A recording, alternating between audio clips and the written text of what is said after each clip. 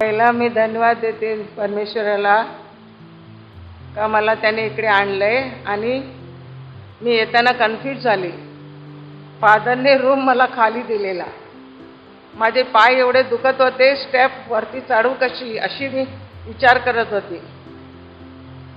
तेव्हा मी मम्मा मेरी जेजसला बोलली, तू हाय माझ्या संगती.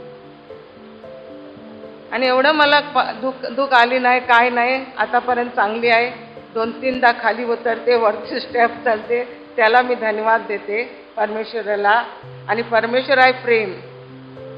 प्रेम असलं ना सर्व काही आपण सोसू शकते.